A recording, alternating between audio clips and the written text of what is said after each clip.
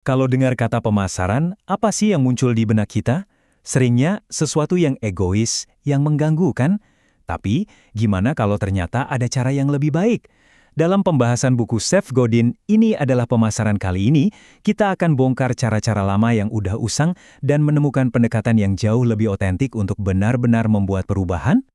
Kita semua pasti pernah ngalamin kan, iklan yang seolah-olah ngejar-ngejar kita di internet, email spam yang numpuk nggak karuan, atau pesan-pesan yang maksa banget. Apa emang marketing itu harus kayak gini? Menurut Seth Godin, jawabannya jelas banget. Enggak. Yuk kita cari tahu kenapa. Nah, kutipan ini, wah kena banget. Pemasaran yang tradisional itu seringkali lahir dari kepanikan. Kedaruratan si pemasar buat ngejar target. Tapi itu bukan berarti mereka boleh seenaknya mencuri perhatian kita. Justru pendekatan egois inilah yang harus kita tinggalkan jauh-jauh.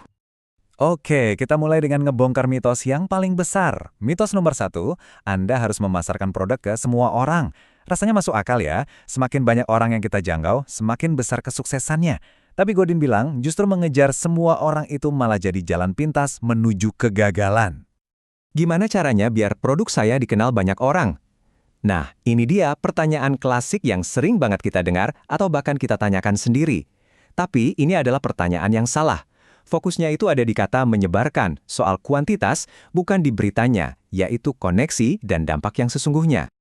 Godin justru ngebalikin logikanya. Daripada bertanya, seberapa luas jangkauan saya, coba tanya, siapa kelompok terkecil yang bisa saya layani dengan sepenuh hati? Inilah ide pasar layak terkecil. Ini bukan soal semua orang, ini soal sekelompok orang spesifik yang bakal benar-benar merasa kehilangan kalau Anda nggak ada. Bedanya kelihatan jelas banget kan? Kalau Anda mencoba menyenangkan semua orang, produk Anda ya jadi biasa-biasa aja, membosankan. Tapi saat Anda fokus ke pasar terkecil, Anda bisa jadi sangat spesifik. Anda bisa menciptakan sesuatu yang benar-benar berarti buat mereka. Dan dari situlah pertumbuhan yang sejati itu datang. Oke, jadi kita udah tahu siapa yang mau kita layani. Tapi jebakan berikutnya adalah soal apa yang kita omongin ke mereka. Ini membawa kita ke mitos nomor 2, heboh soal fitur produk. Kita sering berpikir kalau punya fitur lebih banyak atau harga lebih murah, itu kunci kemenangan. Padahal, itu cuma perlombaan saling banting harga yang melelahkan. Kutipan klasik ini benar-benar merangkum semuanya. Pelanggan itu nggak peduli sama produk Anda, si mata bornya. Yang mereka pedulikan adalah apa yang bisa produk itu lakukan untuk mereka, yaitu lubang 1/4 inci. Ini adalah pergeseran dari apa barangnya menjadi buat apa barangnya. Tapi, Godin ngajak kita mikir lebih dalam lagi. Kenapa sih mereka butuh lubang itu? Ternyata, ini bukan cuma soal fungsi. Ini soal emosi. Mungkin mereka mau pasang rak buku yang bikin mereka merasa aman dan nyaman di rumah. Mereka ingin merasa dihormati sebagai seseorang yang bisa merawat rumahnya sendiri.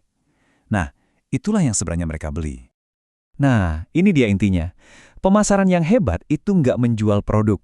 Pemasaran itu menjual perasaan. Rasa memiliki, rasa terhubung, status, atau ketenangan pikiran.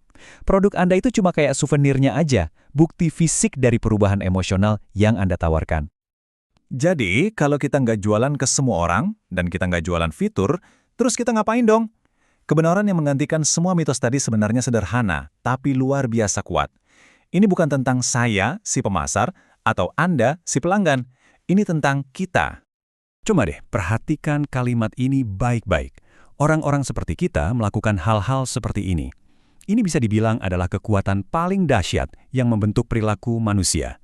Ini adalah mesin tak terlihat yang diam-diam menggerakkan hampir setiap pilihan yang kita buat dalam hidup. Jadi, kenapa kalimat tadi itu sakti banget? Sederhana saja. Kita ini makhluk sosial yang ingin diterima. Kita ngelihat apa yang dilakukan oleh orang-orang di kelompok kita, dan perilaku itu jadi terasa normal. Proses normalisasi inilah yang menciptakan budaya, dan pada akhirnya, budayalah yang mendorong pilihan kita. Jauh lebih kuat daripada iklan manapun.